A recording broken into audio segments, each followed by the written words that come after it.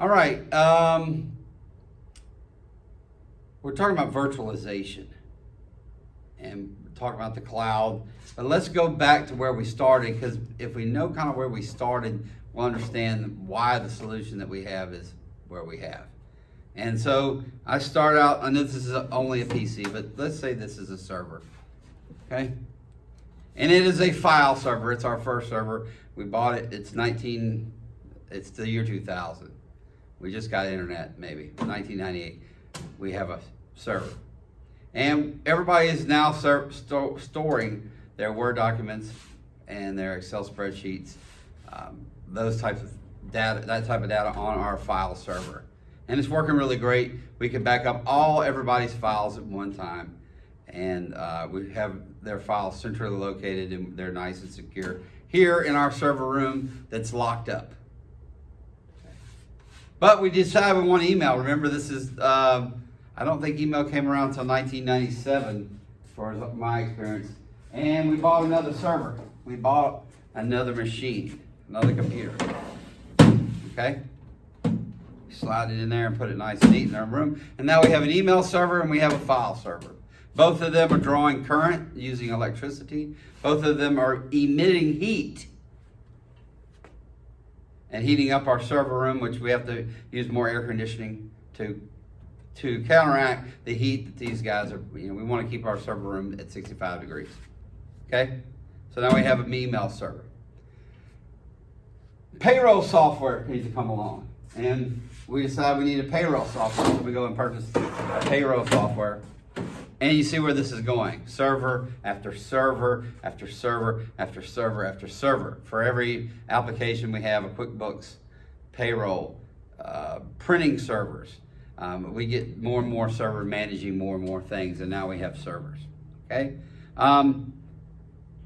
Time grew by and the computers became more robust, stronger, and we devised a way that we could use one physical machine. So we could take away these.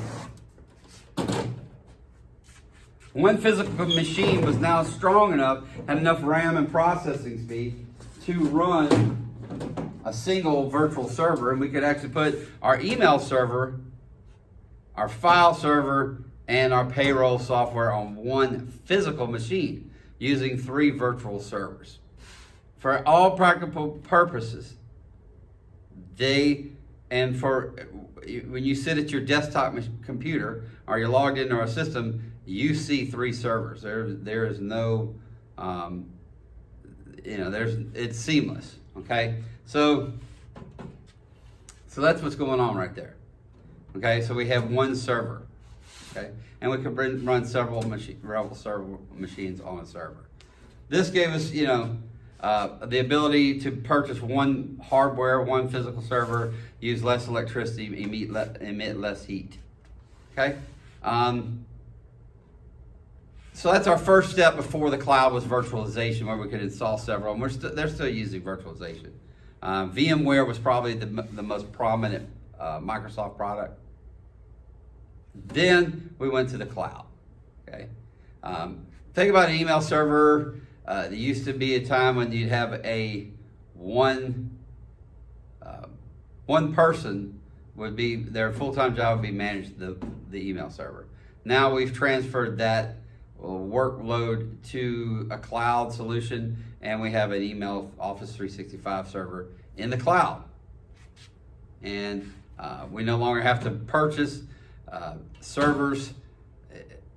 I think they had devised that it would take about a month to add a server. If I wanted to add a server today to this server room, I would have to, get a requisition. It'd have to be approved. I'd have to have the money spent, and so then I'd have to buy everything. I'd have to install it. I'd have to set it up. Now it's almost like I call my cloud provider and say I'd like to add this, and you can do that as simple as adding HBO to your plan. So anyway, that's how that works.